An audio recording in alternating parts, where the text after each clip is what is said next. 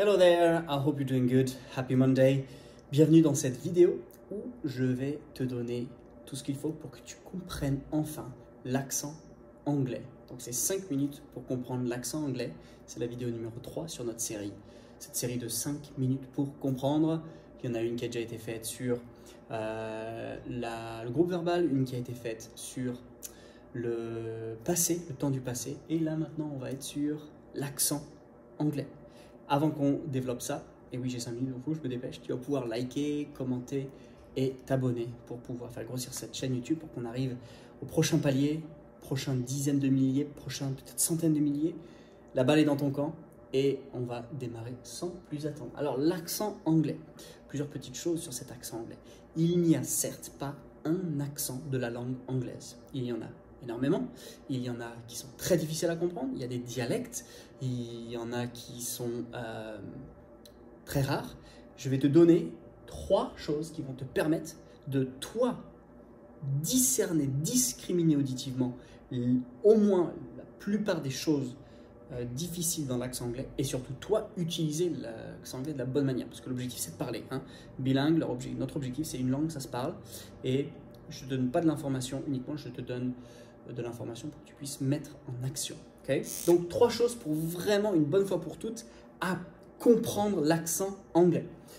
Première chose, le son TH. Ce son TH, c'est la bête noire des Français. J'ai une mauvaise nouvelle, c'est qu'il n'y a pas un son TH, il y en a 2. Il y a un son TH qui est vocalique, c'est-à-dire qu'on le parle, comme brother.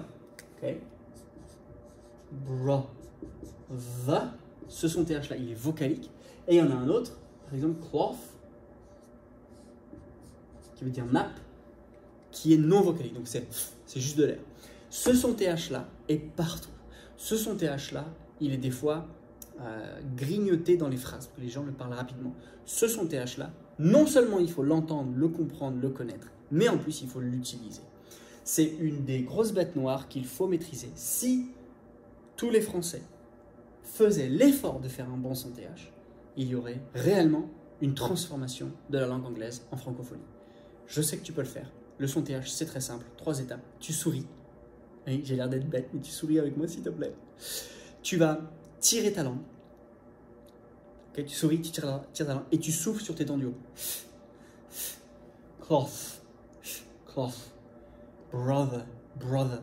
Et là, tu as l'air bête, peu importe. Tu fais ce bon son TH et tu vas voir que c'est comme ça qu'il faut le faire. Au bout d'un moment, tu vas moins exagérer pour que ce soit beaucoup mieux. Deuxièmement, l'accent du R. Le R est difficile, pourquoi? Parce que les Anglais, ils omettent le R. Les Américains, ils le mâchent, ça fait R. Les Écossais le roulent, ça fait R. Il faut savoir que le R, il est partout. Et ce R est réellement différent de la langue française. Si tu ne sais pas comprendre quand il y a un R qui est là à manger ou un R qui est roulé, et ben en fait, ce sera un réel problème pour toi, tu ne comprendras pas l'accent anglais. Il faut que tu maîtrises ce R là, parce que ce son R, il est spécifique au français, le R. Demande à un Américain de faire le R, il n'y arrive pas. Et ben pareil, toi tu n'arrives pas à faire le R. Il faut s'entraîner pour que le R soit maîtrisé. Dernièrement, afin qu'on arrive à nos 5 minutes pour comprendre, c'est le H aspiré. Le H aspiré. Beaucoup de gens, quand ils me disent bonjour, j'entends ça. Hello, hi, ok, how are you, how are you. Non, il y a un H. Hello, hi, how are you. Donc, il faut que tu me fasses ce H aspiré une bonne fois pour toutes. H, il faut que ça sorte. Il faut que ça sorte. Si tu gères ce TH, le R, le H aspiré, je te garantis ton niveau d'anglais. Tu vas peut-être pas tout comprendre du jour au lendemain, mais tu comprendras les principales difficultés de l'accent anglais. À savoir que les anglophones vont forcément manger des bouts de phrases, manger des syllabes, et il faut être prêt à aussi comprendre le débit dans ces difficultés-là. Voilà, 5 minutes pour comprendre l'accent anglais. TH, R et le H silencieux. Mets-moi en commentaire, like, comment, subscribe. Et bien sûr, comme tu le sais, tous les lundis, une petite vidéo qui va t'attendre. Moi, je vais te retrouver next Monday, pour encore une vidéo. 5 minutes pour comprendre. Mets-moi en commentaire ce que tu penses que cela va être. Et moi, je te retrouve la semaine prochaine. Bye bye.